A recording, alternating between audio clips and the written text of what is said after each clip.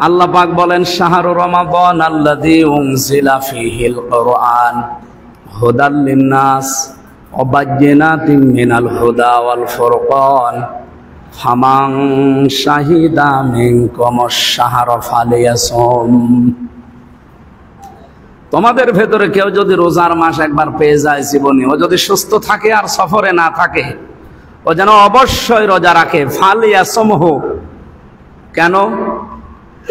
কারণ রোজা রাখার দ্বারা ওয়াং তাসুমু খায়রুল লাকুম, কিছু কিছু উপকার এমন আছে যেটা অন্য কোনো ইবাদতে নেই। এই যে 2017 সালে জাপানের এক বিজ্ঞানী, চিকিৎসা বিজ্ঞানী, নাম তার ইউশোনারি ওসামি, নাম উচ্চারণ করা একটু ঝামেলা, কঠিন নাম তো। চিকিৎসা বিজ্ঞানের উপরে লোকটা নোবেল পেয়েছে। 13 বছর একাধারে গবেষণা করে অটোফেজি, আপনারা হয়তো নাম শুনতে পারেন অটোফেজি। আমাদের এই শরীরের ভেতরে 2 কোটির উপরে কোষ পাওয়া যায়, যেটা না থাকলে আপনি বাঁচবেন না। কিন্তু 2 কোটির উপরে যদি আবার বৃদ্ধি হতে থাকে, তখন আবার 2টা রোগ দেখা দেবে। একটা হচ্ছে ক্যান্সার আর একটা টিউমার। আপনারা শুনতেছেন তো? 2 কোটি কোষ দিয়ে আল্লাহ শরীরটা সাজিয়েছে। তো অতিরিক্ত কোষ যেগুলো তৈরি হয়, ওটা যদি বৃদ্ধি পেতেই থাকে, তাহলে 2টা রোগের সম্ভাবনা বেশি দেখা দেয়। 1 নম্বরে ক্যান্সার, এটা শরীরের রক্তে 5 প্রকার হয়। বিজ্ঞান এখন চিন্তা করে দেখেছে, গবেষণা করে, যে মানুষের শরীরে 5.5 কেজির উপরে রক্ত আছে। এই রক্তের ভেতরে কমপক্ষে 5টা ক্যান্সার হতে পারে। 2 নম্বরে টিউমার, হয়তো কারো শরীরে ফুটে ওঠে, কারো ওঠে না। এটা আমার একটা উঠেছে, এটা আমার জেলখানায় থাকতে 3 বছরের ভেতরে আজও সারে নাই। বের হয়ে হয়তো এর পেছনে সময় মমায় দেওয়া হয় না, এর জন্য কমেও না। তাহলে এই 2টা ওঠে হচ্ছে এই কোষগুলো বৃদ্ধি হওয়ার কারণে। কেন বৃদ্ধি হয়?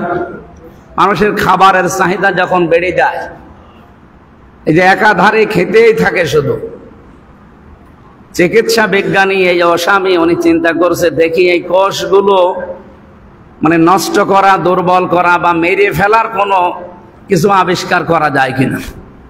13 বছরের গবেষণা তার এই যে 29 থেকে 30 দিন একাধারে যদি দিনের বেলা কেউ না খেয়ে থাকে, তাহলে ওই যে আসল কোষ যেগুলো আছে, ওর পাশে যেগুলো অতিরিক্ত তৈরি হয়, ওই এই অতিরিক্ত গুলো খাওয়া আরম্ভ করে। কারণ সারাদিন আপনার পেটে দানা পানি নেই।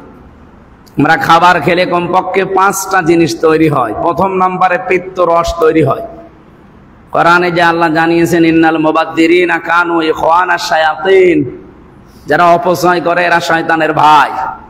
কেন? পৃথিবীতে আর কত অপরাধ, কত কত বড় বড় অপরাধ আছে। কোন অপরাধের কথা কোরআনে আল্লাহ বলতে গিয়ে এমন বলেননি যে তারা শয়তানের ভাই। আপনি চুরি করেছেন, পাপ হবে। জেনা করেছেন, পাপ হবে। ডাকাতি করেছেন, পাপ হবে। মানুষ মেরে ফেলেছেন, পাপ হবে। কিন্তু আপনি শয়তানের ভাই হয়ে যাবেন, এমন কথা কোরআনে কোনো জায়গায় আমরা পাইনি। এই শুধু একটা অপরাধের কথা সূরা বানী ইসরাঈলে আছে, ইন্নাল মুবাদ্দিরিনা কানু ইখওয়ানাশ শায়াতিন। যারা অপচয় করে এরা আর মানুষ থাকে না, এরা কি?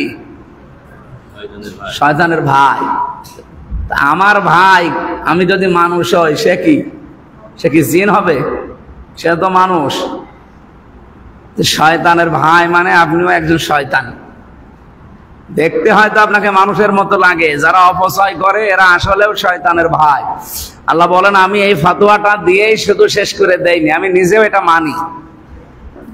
আমি মানি কেমন করে? মানুষের যে শরীরে 5টা জিনিস তৈরি হচ্ছে খাবার খাওয়ার পর। এই পিত্ত রস তৈরি হয় খাবারের নির্যাস দিয়ে। 2 নম্বরে তৈরি হয় মল, 3 নম্বরে প্রসাব, 4 নম্বরে রক্ত, 5 নম্বরে চর্বি। যেগুলো না থাকলে মানুষ বাঁচে না। আর এগুলো সব খাবারের নির্যাস থেকে আল্লাহ তৈরি করে এক একটা এক এক জায়গায় পাঠিয়ে দেয়। যতক্ষণ পেটে খাবার থাকে ততক্ষণ এটা ফোঁটা ফোঁটা পড়তে থাকে এই রসটা। খাবার থাকে না, অটোমেটিক বন্ধ হয়ে যায়। বিজ্ঞান বলছে এটা বন্ধ হয় কেন? কেউ তো করে না। ওখানে কোনো পাহারাদার বসে আছে, আপনার কোন দারোয়ান বসে আছে যে ওখানে আটকে করে বন্ধ করে দিচ্ছে যখন পেটে খাবার নেই? না। আল্লাহ বলেন, এটা আমি নিজে কন্ট্রোল করি। আমি যেহেতু বলেছি আমি অপচয় করি না, আর অপচয় যারা করে তারা শয়তানের ভাই। কোন কারণে এই এত দামি জিনিসটা নষ্ট হয়ে পড়ে নিঃশেষ হয়ে যাবে? যতক্ষণ খাবার পেটে থাকে ততক্ষণ ওটা পড়তে থাকে, খাবার নেই ওটা আর পড়বে না, অটোমেটিক বন্ধ হয়ে যাবে। তো উনি চিন্তা করেছেন যে খাবার বেশি খেলে যে এই কোষগুলো তৈরি হচ্ছে, 1 মাস একাধারে যদি সারা দিন আপনি না খেয়ে থাকতে পারেন, তাহলে আসল কোষ আল্লাহ যেগুলো বানিয়েছেন ন্যাচারাল ভাবে 2 কোটি, আর পাশে যেগুলো অতিরিক্ত ওগুলো খাওয়া আরম্ভ করে, কারণ পেটে তো খাবার নেই। ওইগুলো খাতে খেতে 1 মাসের ভেতরে পুরাটা শরীর আপনাকে আগের মতো স্বাভাবিক বানিয়ে দেয়। চিন্তা করেছি 4,500 ধর্মীয় গ্রন্থ আছে দুনিয়ায়। কত? 4,500। এই সবগুলো পাশাপাশি মিলিয়েছে, দেখি আমার এই তথ্য পৃথিবীর কোনো কিতাবের সাথে মেলে কিনা। সর্বশেষ আমাদের কিতাব মুহাম্মদ রাসূলুল্লাহর উপরে যেটা নাযিল হয়েছে এই রমজান মাসে, ইন্না আনজালনাহু ফি লাইলাতিন মুবারাকাহ, অবশ্যই আমি আল্লাহ আপনার প্রতি একটা বরকতময় রজনীতে নাজিল করেছি এই কোরআন। এজন্য কোরআনে কারীম যেখানে থাকে সেই জায়গাটা, সেই স্থানটা, সেই মাসটা, সেই সময়টা সব বরকতময় করে দেয় আল্লাহ। হযরত আদম আলাইহিস সালামের কাছে আল্লাহ সহিফা পাঠিয়েছিলেন রমজানের 1ম তারিখে। রমজানের 6 তারিখ যেটা বলা হয়, সেখানে হযরত ইব্রাহিম আলাইহিস সালামের কাছে আল্লাহ সহিফা পাঠিয়েছিলেন। রমজানের 13 তারিখ যেটা বলা হয়, সেখানে আল্লাহ তাওরাত দিয়েছিলেন হযরত মুসাকে।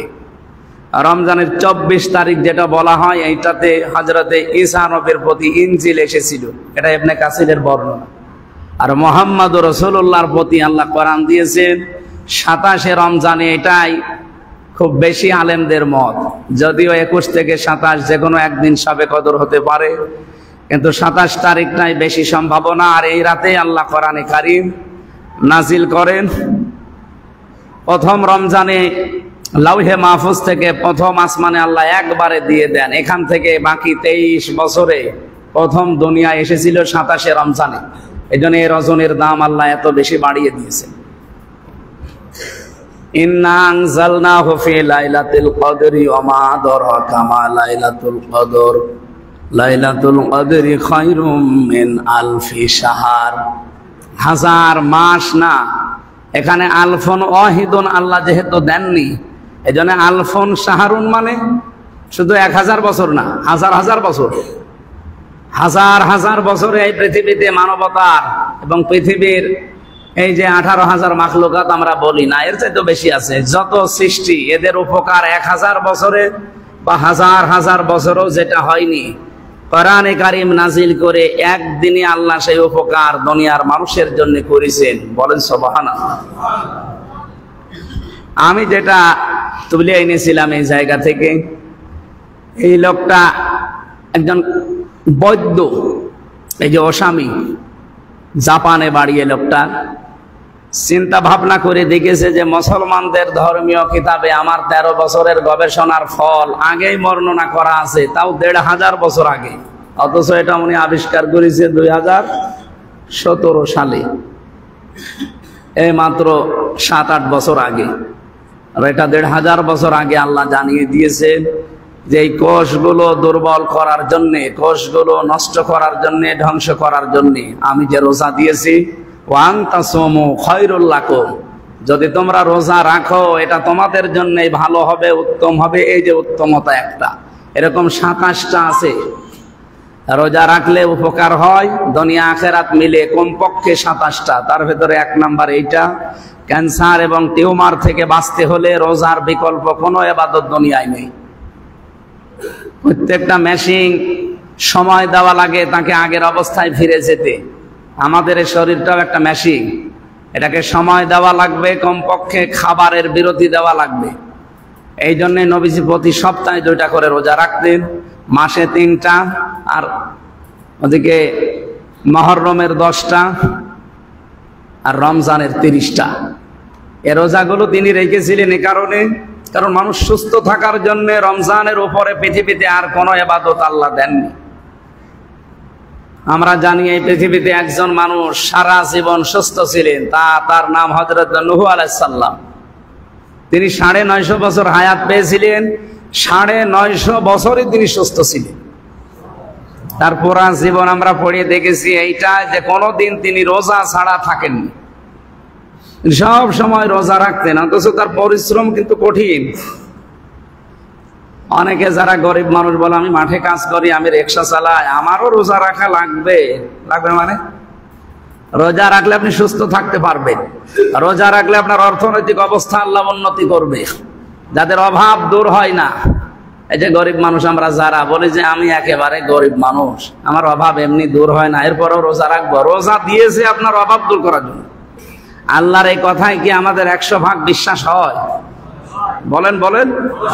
তাহলে রোজার বিকল্প নেই। ফামান শাহিদা মিনকুমুশ শাহরা ফালিয়াসমহু, তোমাদের ভেতরে কেউ যদি রোজা রাখে, আল্লাহ বলেন অবশ্যই রোজার মাস পেলেও যদি সফরে না থাকে আর অসুস্থ না থাকে, ওকে রোজা রাখাই লাগবে। তার মানে এই রমজানে দিনের বেলায় খাবার খাওয়া আর টয়লেট খাওয়া সমান। আমরা যেন এই কাজটা ভুলেও কেউ না করি। সুস্থ এবং মুসাফির যারা, তাদের জন্য ছাড় আছে। ওমান কানা মারিদান আও আলা সাফারিন ফাইদ্দাতুম মিন আইয়ামিন উখর, তোমাদের ভেতরে কেউ যদি অসুস্থ অথবা সফরে থাকে, তার জন্য অন্য সময় এটা করে দিলেও চলবে, তারপরও মাপ নেই। নামাজ আমরা জানি মেয়েদের 3 দিন 7 দিন 5 দিন 10 দিন শরীর অসুস্থ হলে মাফ, ওটার পরে পড়া লাগে না। কিন্তু একমাত্র বিধান রোজা, যেটা কাজা হয়ে গেলে আবার করে দেওয়া লাগে। গুরুত্বপূর্ণ না হলে আল্লাহ এটা দিতেন না। আমাদের শরীরের, পরিবারের, সমাজের বিভিন্ন জায়গার উপকার আছে। ধনীদেরকে আল্লাহ বোঝাতে চেয়েছেন রমজানের রোজা দিয়ে, যে না খেয়ে থাকলে মানুষের যে কষ্ট হয়, যাদের কোনো খাবারের অভাব নেই, তারা যেন এটা টের পায়। এই জন্য কিয়ামতের ময়দানে জাহান্নামী যারা, অনাসুকুল মুজরিমিনা ইলা জাহান্নামা ওয়িরদা, 86 নম্বর আয়াত সূরা মারিয়ামের আল্লাহ বলেন যে মানুষগুলো পাপিষ্ঠ, এই মানুষগুলোকে জাহান্নামে আমি ধাক্কা দিতে দিতে নিয়ে যাব। স্বাভাবিক অবস্থায় না, ক্ষুধার্ত অবস্থায়, তৃষ্ণার্ত অবস্থায় তাদেরকে ওয়িরদা, তৃষ্ণার্ত অবস্থায়, ক্ষুধার্ত অবস্থায় নিয়ে যাব।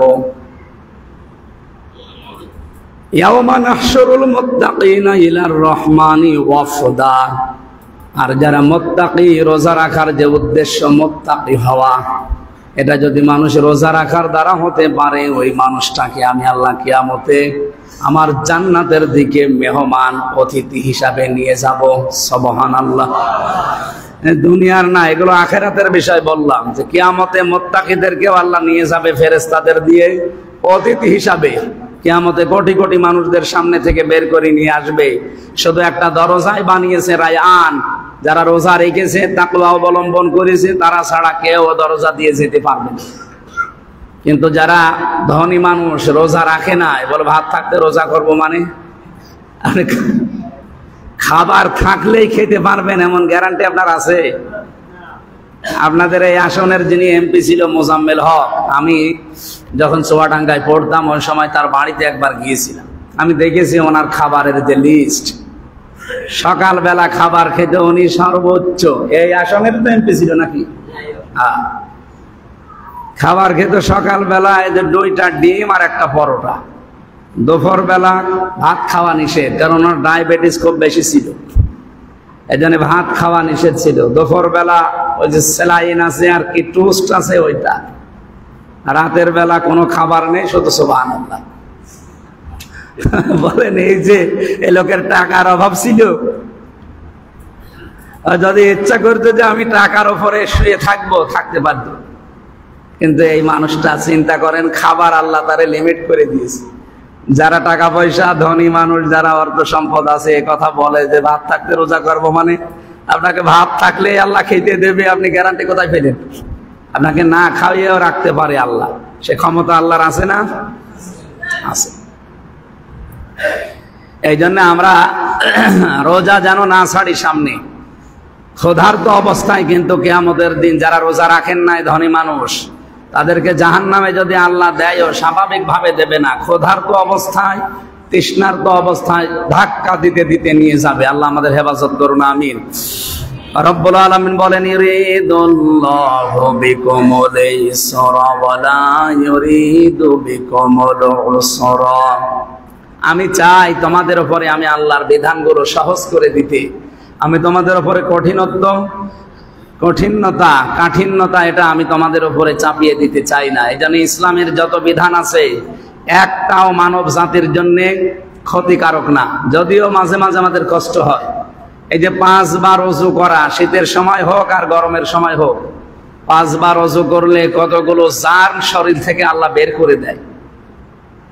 আমাদের বিভিন্ন এই যে নাক দিয়ে মুখ দিয়ে বিভিন্ন জায়গা দিয়ে সে যে জার্মগুলো প্রতিনিয়ত প্রবেশ করছে ভেতরে, এগুলো পরিষ্কার করার জন্য তো পানির বিকল্প কিছু নেই। আর পানির জন্য আপনি এই যে নাড়াচাড়া করেন, ওযুর কিছু সিস্টেম আছে। হাত ধোয়া, পা ধোয়া, নাক ধোয়া, এই যে এগুলো ধোয়া কেন?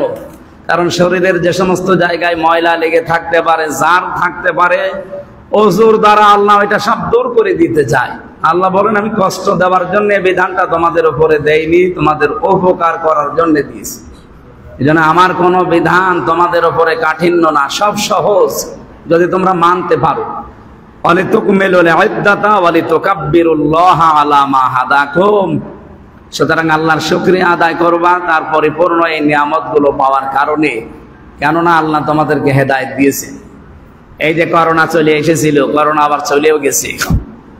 আমি ওই সময় কিছু কিছু দেশে গিয়েছিলাম, অমুসলিম যে দেশগুলো, সিঙ্গাপুর, এরপরে থাইল্যান্ড, ওই সমস্ত দেশগুলোতে আমি যখন গেছি দেখেছি ওই মানুষগুলো পানি ব্যবহার করা আরম্ভ করেছে। কারণ ওদের বিমানবন্দরের সাথে সাথে সব হাত ধোয়া, আর বিশেষ করে ওযুর সিস্টেমের মতো বানিয়ে রেখেছেন পা ধোয়া। অথচ আমি এর আগে যতবার গেছি এই সমস্ত দেশে না, হাত ধোয়া পা ধোয়া তো দূরের কথা, শুধু টিস্যু রেখে দেয় আর রুমাল রেখে দেয়। এমনকি টয়লেট করে ওরা ওই টিস্যু আর রুমাল এরকম কিছু আছে ব্যবহার করে, পানিও ব্যবহার করতে চায়। অথচ এই মানুষগুলো এই করোনা আসার পরে কে কয়বার, 5-7 বার 10 বার করে শুধু হাত ধোয়, কিছু নাড়লেই হাত ধোয়। আল্লাহ বলেন মুসলমানদেরকে এটা আমি দিয়েছি সেই আদম আলাইহিস সালাম থেকে আরম্ভ করে পবিত্র হওয়ার যে সিস্টেম, মুহাম্মদ রাসূলুল্লাহর উপরে তো এটা আমি দিয়েছি একেবারে নির্ধারিত করে যে নামাজ পড়তে হলে আপনাকে ওযু করা লাগবে। ইযা কুমতুম ইলাস সালাতি ফাগসিলু ওজুহাকুম। যখন তোমরা ইচ্ছা করো যে আমি নামাজে দাঁড়াবো, মাস্ট বি তোমাদেরকে ওযু করা লাগবে। আমার এখানে একটা মাসলা বের হয় যে আমরা যারা বলি যে কোরআন শরীফ ওযু ছাড়া ধরা যাবে না, না, নবীজি টয়লেট থেকে আসলেন, সাহাবী তাকে গোশত খেতে দিলেন, নবীজি খাওয়া আরম্ভ করলেন হাত মুখ ধুয়ে। সাহাবী বলেন হুজুর ওযু করবেন না? এটা বাইহাকি শরীফের হাদিস। বিশ্বনবী বলেন দেখো আল্লাহ আমাকে শুধুমাত্র নামাজ পড়ার আগে ওযু করার আদেশ দিয়েছেন, তাছাড়া পৃথিবীর কোনো কাজ করার আগে ওযু করা লাগবে এমন নির্দেশ আল্লাহ আমাকে দেয়নি। বলেন নামাজ পড়া বাদ দিয়ে পৃথিবীর যত কাজ আছে তার ভেতরে খাওয়া দাওয়া একটা কাজ না? কোরআন পড়া একটা কাজ না? কথা বলেন না কেন? রোজা রাখা একটা কাজ না? যাকাত দেওয়া কাজ না? যত কাজ আছে দুনিয়ায় কোনো কাজ করার আগে মাস্ট বি ওযু করা লাগবে এমন বিধান নেই। কিন্তু ওযু করতে হবে কিসের আগে? নামাজের আগে। এই জন্য ওই মাসলা যারা বলেন, যেহেতু মতভেদপূর্ণ মাসলা, বিভিন্ন আলেমরা বলেছে না, নাপাকি যদি বড় থাকে শরীরে তাহলে কোরআন ধরবেন না, ওটা আমিও মানি। কিন্তু ছোটখাটো কোনো নাপাকি শরীরে আছে আর আপনি কোরআন পড়তে পারবেন না, ধরতে পারবেন না, তো জীবন চালাবেন কি দিয়ে? আমাদের 3.5 হাত বডি যদি চালাতে হয় 24 ঘন্টা, কোন মানুষের নিয়ম নীতি দিয়ে চললে সুস্থ থাকতে পারবে? কে দিয়ে চালানো লাগবে? এইটা দিয়ে যদি চালাতে পারেন জীবনে সুস্থ থাকতে পারবেন। কারণ অনুনাজ্জিলু মিনাল কোরআন মা হুয়া শিফাউ ওয়া রাহমাতুল লিল মুমিনিন।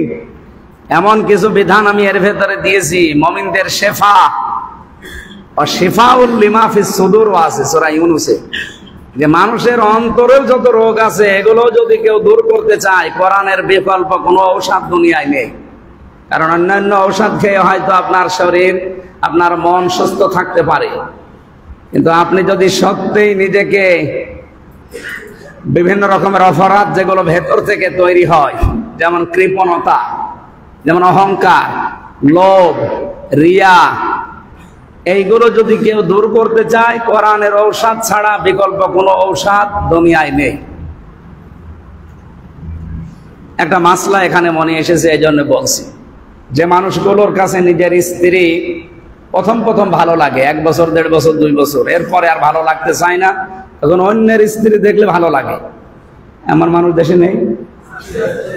আছে, মানে এখানেও আমরা আছি, আল্লাহর ওলি এখানে বহু বসে আছে, নিজেরটা এখন আর ভালো লাগে না। সেই দিন আমার মেসেজ দিয়েছিল, বিয়ের পরে প্রথম 1-2 বছর ভালোই লাগতো, এখনো ছাতা আর ভালো লাগে না, মানুষেরটা দেখলেই কেমন যেন ভালো লাগে না। এটা একটা রোগ। এটা কি? এই রোগের আল্লাহ 2টা ঔষধ দিয়েছেন, একটা হোমিওপ্যাথি, একটা অ্যালোপ্যাথি। কি এই রোগের জন্য হোমিওপ্যাথি অ্যালোপ্যাথি হবে না। সূরা নূরের 30 নম্বর আয়াত এই রোগের ঔষধ। এখানে যারাই আছি আজকে থেকে এটা মাত্র 15 দিন একটু মেনে চলেন, তখন নিজের স্ত্রীর প্রতি আপনার আকর্ষণ বাড়বে, ভালোবাসা বাড়বে, অন্যের বউ দেখলে আপনার রাগ হবে। এটা একটা ঔষধ। কুল্লিল মুমিনিনা ইয়াগুদ্দু মিন আবসারিহিম ওয়া ইয়াহফাযু ফুরুজাহুম যালিকা আযকা লাহুম। আল্লাহ বলেন, হে নবী, মুমিন পুরুষ যারা তাদেরকে বলবেন যদি পরনারী দেখে সঙ্গে সঙ্গে যেন 2টা ঔষধ খায়। কয়টা? বলেন। যালিকা আযকা লাহুম, এইটাই সর্বোত্তম পবিত্র হওয়ার পন্থা। 1 নম্বরে চোখ নিচের দিকে করে ফেলবে, 2 নম্বরে লজ্জা স্থানে হেফাজত করবে। যদিও এই 2টা অত সহজ না, বলতে যত সহজ মনে হচ্ছে। এই 2টা যদি সত্যিই মানুষ আল্লাহর ভয়ে, রমজান যেহেতু আল্লাহর ভয় সৃষ্টি করার জন্য আসতেছে, এটা যদি আমরা মানতে পারি, 15 দিনের পরে দেখবেন আপনাকে আল্লাহ স্বাভাবিক করে দেবে। তখন অন্যায়ের প্রতি, বিশেষ করে পরনারী দেখাটা অন্যায় দেখলে আপনার রাগ হবে, মনের ভেতরে একটা অশান্তি আসবে। নিজের জায়েজ গুলো দেখলে আপনার ভালো লাগবে, এটা আলাদা শান্তি। অনির্বচন সুখ বলা হয় বাংলায়, বাক্যটা একটু কঠিন। অনির্বচন সুখের আবার তাফসীর আছে। এটা বাংলায় কেন বলে অনির্বচন সুখ, এটা দুনিয়ায় পাওয়া যাবে না। এমন কিছু নিয়ম আছে যেটা তৈরি করতে পারলে ন্যাচারাল ভাবে ওইটা আবার পাওয়া যায়। যেহেতু এটা তাফসীর মাহফিল এখন না, এখন আমি কিছু কথা বলছি, ওটা হলে আমি ব্যাখ্যা করতে পারতাম আজকে। তা আমরা যে কথা তুলেছিলাম, ইসলামের কোন বিধান আল্লাহ আমাদেরকে কাঠিন্য এবং দুরূহ কষ্ট এরকম কিছুর জন্য দেয়নি। যা দিয়েছে আমাদের দুনিয়া আখিরাতের উপকারের জন্য। এরপরে আল্লাহ জানিয়েছেন, আলামা হাদাকুম ওয়ালা আল্লাকুম তাশকুরুন, যেন তোমরা আমি আল্লাহর শুকরিয়া আদায় করতে পারো। এই শুকরিয়া আদায়ের যতগুলো মাধ্যম আছে 500 বললাম। শরীয়তের বিধান কয়টা? 500। এর ভেতরে একটা আজকে আলোচনা হচ্ছে সিয়াম বা রোজা। কুতিবা আলাইকুমুস সিয়াম, আমি লিখে দিলাম রোজা। কামা কুতিবা আলাল্লাযিনা মিন ক্বাবলিকুম, তোমাদের পূর্বে যত জাতি দুনিয়ায় গেছে প্রত্যেক নবীর শরীয়তে রোজা, সিয়াম এটা লিখিত ছিল। তার মানে অন্য নবীর জামানায় যদি যাকাত না থাকে, হজ না থাকে, ছিল না, অনেক নবীর জামানায় হজ যাকাত ছিল না, কিন্তু এই রোজাটা ছিল। প্রত্যেক নবীর জামানায় আল্লাহ রোজা দিয়েছিলেন। আমি একটা উপকারের শরীর দিয়ে বললাম না যে অটোপেজি, এটা আবিষ্কার হয়েছে 2017 সালে, অথচ সে দুনিয়া তৈরি হওয়ার পর থেকে তো মানুষের শরীর আল্লাহ ভাবে বানিয়ে দিয়েছে। এজন্য এটা থেকে মুক্ত হওয়ার জন্য দুনিয়া আখিরাতে আল্লাহ যা দিয়েছেন, রোজার মতো উত্তম কোন ইবাদত পৃথিবীতে আর নেই। যেন আশা করছি রমজানে আমরা যে যতটুকু পারবো রোজার হক আদায় করে, রোজাগুলো রেখে সামনে আমাদের যে উপকারগুলোর কথা আল্লাহ জানিয়েছেন এইগুলো যেন আমরা পেতে পারি। আমাদের পূর্বে যেহেতু আল্লাহ সবাইকে এটা দিয়েছিলেন, লাআল্লাকুম তাত্তাকুন, আল্লাহর একটা উদ্দেশ্য যেন আমরা খোদাভীতি অর্জন করতে পারি। খোদাভীতি অর্জন যদি হয় এই রমজানে 9টা উপকার হবে, মাস্ট বি। 1 নম্বরে অভাব দূর হবে। আপনি একটু মন থেকে চেষ্টা করে দেখেন, রোজার হক আদায় করে আপনার অভাব দূর হবেই। 2 নম্বরে ওয়ারযুকুহু মিন হাইসু লা ইয়াহতাসিব, এমন জায়গা থেকে আল্লাহ রিজিকের ব্যবস্থা করবে, ভয় দূর করে দেবে, বিপদ কাটিয়ে দেবে। মানুষের ধারণাও ছিল না যে এই জায়গা থেকে বিপদ কেটে যেতে পারে, এটা শুধুমাত্র রোজার তাকওয়ার কারণে। এরপরে ওই যে প্রথম যেটা বলেছিলাম, এটা খুব বেশি দিন না, আইয়ামাম মা'দুদাত, মাত্র কয়েকদিন, 29 দিন অথবা 30 দিন নির্ধারিত সময় করা আছে। আপনি সারা বছর রোজা রাখবেন, ফরজ রোজা হবে না, ওগুলো নফল হয়ে যাবে। এই জন্য ফরজ রোজা নির্ধারিত কয়েকটা দিন, ফামান কানা মিনকুম মারিদান, যা এরপরেও যদি কেউ অসুস্থ হয়ে পড়েন অথবা সফরে থাকেন তার জন্য অন্য সময় করে দেওয়ার নিয়ম। ওয়া আলাল্লাযীনা ইউতীকুনাহু ফিদিয়াতুন তুআমু মিসকিন, এরপরও যদি তোমরা কেউ এমন অসুস্থ হয়ে পড়ো বা সামনে আর সুস্থতা হওয়ার সম্ভাবনা নেই, তাহলে সে যেন একটা মিসকিনকে খাবার দিয়ে দেয়, তার রোজার হক আদায় হয়ে যাবে। তাহলে সবার জন্য এটা না, টাকা পয়সা আছে আমি রোজা রাখবো না, আমার খাওয়ার অভ্যাস, আমি ওটা পারবো না। আরে ভাই, খাওয়ার অভ্যাস থাকলে তো যে অটোফেজিক, শেষে আবার ক্যান্সার হবে, রক্তের ভেতরে 5 প্রকার টিউমার হবে।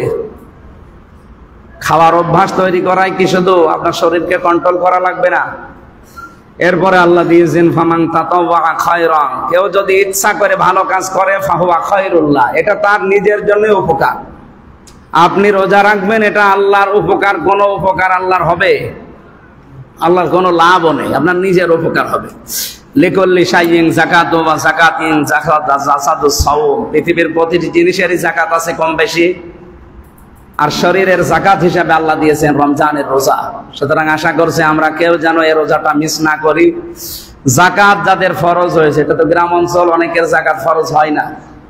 খাওয়া দাওয়া করার পর ৭৫,০০০ টাকা যদি এক বছরে কারো দেরি হয়, হ্যাঁ 11 মাস 29 দিন হয়ে গেছে, আপনার যাকাত দেওয়া লাগবে না। পুরা 12 মাস আপনার কাছে যদি ৭৫,০০০ টাকা খাওয়া দাওয়া করার পরে দেরি থাকে, 100 টাকা 2.5 টাকা মাস্ট বি যাকাত দেওয়া লাগবে, না দিলে পুরাটা হারাম হয়ে যাবে। আমি আশা করছি কথা বোঝাতে পেরেছি। ব্যবসা বাণিজ্য যারা করেন, আমি 1 কোটি টাকার মাল কিনলাম, এখানে যারা বাজারে ব্যবসায়ী আছে, আমি 5 লাখ টাকার মাল কিনেছি, আর আমি ব্যাংক থেকে ঋণ নিয়েছি 2 লাখ টাকা, আমার 7 লাখ টাকার ব্যবসা চলছে। এই ব্যবসা করে যদি 1 বছর পার হয়ে যায়, আমার ওই আসল টাকার যাকাত দেওয়া লাগবে, যেটা ঋণ নিয়েছি এটা বাদ দিয়ে। সে ব্যাংক থেকে নিতে পারেন, কোনো ভাইয়ের কাছ থেকে, কোনো বাবার কাছ থেকে, যার কাছেই নেন, আসল টাকা বাদ দিয়ে বাকি ঋণ ওটা পরিশোধ, এরপরে বাকিটার যাকাত দেওয়া লাগবে আপনার। এভাবে দুনিয়ার এমন কোনো কিছু নেই যে ফসলাদির এগুলোর ওসর আছে, যাকাত আছে। এরপরে গবাদি পশু যেগুলো, যদিও এরকম চারণভূমি আমাদের এলাকায় নেই বা এরকম কেউ চাষ করেও না, যারা করে, যে পাবনা ছিলাম পরশুদিন, এই পাবনাও সেই ভাঙ্গুরা থানা, ফরিদপুর থানা, ওই এলাকায় মানুষ গরু এবং ছাগল, একজনের বাড়ি যে দুধের সমাহার, ওরা দুধ বিক্রি করে আমাদের চাইতেও ধনী বেশি। কারণ ওই মানুষগুলোর এলাকায় এক বাড়িতে 10টা 15টা 20টা করে গরু, ছাগল তো 20-50টা করে, এইটাই করে ওরা। ওরা জমি জায়গা থাকলেও বিশাল এরিয়া ঘিরে নিয়ে 20-25টা 30টা করে গরু, একবারে যদি 100 মণ করে দুধ হয় বা 200-500 কেজি করে এক বাড়ি থেকে দুধ বের হয়, ওই বাগাবাড়ি ঘাটে যাবে, 100 মণ দুধ সেখানে বাইরে চলে যাচ্ছে। তো এরকম ওদের জন্য যাকাতের সিস্টেম হচ্ছে, যদি 40টার উপরে ছাগল পার হয়ে যায় তাহলে আপনাকে দেওয়া লাগবে বছরে 1টা, গরু যদি 20টার উপরে পার হয়ে যায় বছরে 1টা দেওয়া লাগবে। ওটা যেহেতু আমাদের এলাকায় নেই, ওগুলো আমার দরকার নেই। সম্পদ এবং ব্যবসায়ী মাল আমি একটা হিসাব দিলাম যতটুকু। খাওয়া দাওয়া করার পর ৭৫,০০০ টাকা যাদের আছে দেরি, 1 বছর পার হয়ে গেছে, মাস্ট বি যাকাত দেওয়া লাগবে, নয়তো আপনার নামাজও শেষ, রোজাও শেষ। আমি কথা বোঝাতে পেরেছি? আলহামদুলিল্লাহ। আমি সহ আমার হিসাব করেছি, আমার এখনো আসেনি, কারণ আমি জেল থেকে বেরই হলাম কয়দিন, মাল পানি তো ওই রকম নেই। সুতরাং থাকে যদি হিসাব করে যা আছে আমি দিচ্ছি, এবং সামনেও আপনাদের উদ্বুদ্ধ করছি, যাকাতটা হেলা খেলা মনে করবেন না। হিসাব করে যদি 50 টাকাও যাকাত আছে তাও দিয়ে দেবেন, কারণ এটা আল্লাহর নামাজের মতো ফরজ, রোজার মতো ফরজ। মানে নামাজ পড়তে অনেকে রাজি আছে, কিন্তু যাকাতের হিসাব জানেও না ও করেও না, কারণ অর্থনৈতিক বিষয় তো মনে করে আমার লস হয়ে যাবে। অথচ যাকাতের সম্পদ নিজের সম্পদের ভেতরে থাকলে আপনার লস, পুরাটা আল্লাহ হারাম বানিয়ে দেয়, অপবিত্র করে দেয়। যাকাত মানে পবিত্রকরণ, যাকাত মানে বৃদ্ধি করা। আল্লাহ আমাদের যেন অঙ্কানুপঙ্খানু হিসাব করে এই খরচটা আদায় করার তৌফিক দেন। 8টা জায়গায় ছাড়া যাকাত দেবেন না কোনো জায়গায়। বাংলাদেশে শুধু এতিমখানা আর ওই লিল্লা বোর্ডিং খুঁজে বেড়ায় না। সূরা তাওবার 60 নম্বর আয়াতে আছে যে 8 জায়গায় দেওয়া যাবে, আপনারা পড়ে নেবেন। এখন যেহেতু অনেক সময় হয়ে গেল, আর আমার আবার মাগরিবে এশার পরে নামা মাহফিল আছে বগুড়া, এখন এই খাবার দাবার খেয়ে না চলে গেলে পাবো না। আগামীতে আবার আপনাদের সাথে দেখা হবে, কথা হবে। যতটুকু বললাম তারাবি কালকে হবে না? আমার নামাজ পড়ার দায়িত্ব আমাদের ব্যক্তিগতভাবে, এটা পড়া লাগবে শুধু ভোট পাওয়ার জন্য নাকি? আর মানুষজন যেন ভালো বলে যে না লোকটা নামাজি, এই জন্যে লি রব্বিকা দিয়েছে যে নামাজ পড়তে হলে রবের উদ্দেশ্যে পড়া লাগবে। আর আমরা জানি রবের জন্য যদি কেউ নামাজ পড়ে ওরে দুনিয়া একদিকে দিয়ে দেবেন, ও এক ওয়াক্ত নামাজ ছাড়তে পারবে না। কিন্তু যারা রব ছাড়া অন্য কোনো উদ্দেশ্যে নামাজ পড়ে ওরা মাঝে মাঝে নামাজ ছেড়েও দেয়। মানে নামাজের যেই কাজটা, গুরুত্বটা, মর্যাদা ওর কাছে এখনো এটা তৈরি হয়নি। হয়তো লোক দেখানোর জন্য হতে পারে, অথবা মানুষ যেন আমারে বলে যে না নামাজি, এরকম কিছু কারণের জন্য সে নামাজ পড়তে পারে। কিন্তু নামাজ যদি রবের জন্য পড়ে, কয়েকটা অর্থ এখান থেকে আসে। হযরতে আলী রাদিয়াল্লাহু তাআলা আনহু তিনি নামাজ পড়েছিলেন রবের জন্য। এজন্য আমরা জানি যুদ্ধের ময়দানে তার পায়ের ভেতরে তীর বেঁধেছিল, কেউ খুলতে পারছিল না। নামাজে দাঁড়িয়েছেন, তীর খোলা হয়ে গেছে, তিনি টেরও পাননি। তাহলে রবের উদ্দেশ্যে নামাজ পড়লে এক নম্বরে তার ভেতরে খুশু তৈরি হয়, দুই নম্বরে তার ভেতরে ইখলাস তৈরি হয়, কাউকে দেখানোর জন্য তৈরি হয় না, সে রিয়া মুক্ত হতে থাকে। তাহলে আমরা এখন থেকে নামাজ পড়বো আল্লাহর জন্য, এইটাই ফাইনাল। দুই নম্বরে নামাজ কায়েমের কথা, এটা যেহেতু ব্যক্তিগতভাবে না, এটার দায়িত্ব রাষ্ট্রের। এইরকম একটা রাষ্ট্র সামনে তৈরি করা আমাদের সবারই কর্তব্য যারা আমরা নামাজ পড়ি, যে এমন একটা রাষ্ট্র আমরা বানাতে চাই যেখানে নামাজ কায়েম থাকবে। এই দায়িত্বটাই যেহেতু রাষ্ট্র তুলে নিয়েছে, সেই হিসাবে আমরা রাষ্ট্রের গঠনতন্ত্র এমনভাবে তৈরি করা দরকার। এটা যদি কেউ মনে করেন দুনিয়ার কাজ, এটা ধর্মের কাজ না, এটা রাজনীতি, তাহলে আপনি ভুল বুঝতেছেন। আমি আবার বলছি, আপনি ভুল করছেন। নামাজ কায়েমের দায়িত্ব কি ব্যক্তিগতভাবে কারো নাকি রাষ্ট্রের? এইরকম রাষ্ট্র বানানো লাগবে না, ফেরেশতা বানিয়ে দিয়ে যাবে। 54 বছরে আমরা নামাজ পড়া শুধু আরম্ভ করেছি, কিন্তু নামাজটা এখনো আমরা দাঁড় করাতে পারি নাই। যদি সত্যি নামাজ এই দেশে দাঁড়িয়ে যেত, তাহলে বেনামাজি মানুষ এই দেশে অন্তত খুঁজে পাওয়া যেত না, এমনকি নামাজের ওয়াজও এই দেশে করা লাগতো না। এই দেশে এখন সামনে যেহেতু একটা পরিবেশ আল্লাহ তৈরি করে দিচ্ছেন, আমি ওপেন ভাবে বলছি 151 জন যদি দেশে তৈরি হয়, এমন মানুষ যারা সংসদে যাবার পরে প্রথম দিল বিল আনতে পারবে যে মাননীয় স্পিকার আমরা নামাজ বাধ্যতামূলক চাই। উনি যদি বলে হাত তোলেন সবাই, 151 জন যদি হাত তুলে ফেলে 300 জনের ভেতরে, ওইটা কিন্তু পাশ হয়ে যাবে। আপনি হয়তো নামাজ কায়েমের পক্ষে একটা কথা বলেছিলেন, একটা কাজ করেছিলেন, কিন্তু ওই দিন থেকে যদি 18 কোটি মানুষ নামাজ আদায় করে, আপনি একটা কাজ করার কারণে 18 কোটি মানুষের নামাজের সওয়াব পাবেন। এখন সুবহানাল্লাহ বলার দরকার নেই, বাড়ি যাইব। আপনি টের পাচ্ছেন কি বললাম? অথচ আমরা নামাজ পড়ার চিন্তা ভাবনা নিয়ে আসি, আর নামাজ পড়িও আমরা। যদিও ফাসাল্লি লি রব্বিকা হয় না অনেকের, রব্বিকা হলে তাকে আপনি নামাজ কাজা দেখতে পাবেন না, এমনকি নামাজ ছাড়া দেখতে পারবেন না। মাসাজিদুহুম মুআল্লাকাতুন ফিল কলবি, নবীজি বলেন কিয়ামতের ময়দানে যে কঠিন অবস্থা আল্লাহ তৈরি করবে, ওখানে যেই মানুষগুলোকে আরশের ছায়ায় আল্লাহ স্থান দেবেন, তার 3 নম্বরে তারা যাদের অন্তরগুলো সবসময় মসজিদের দিকে টাঙানো থাকে।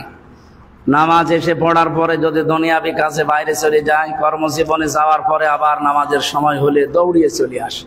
এই যে টাঙানো থাকে নিজের অন্তরটা মসজিদের সাথে, এই গুণ বিশিষ্ট মানুষকে কিয়ামতে আরশের ছায়ায় আল্লাহ নিজে স্থান দান করবেন।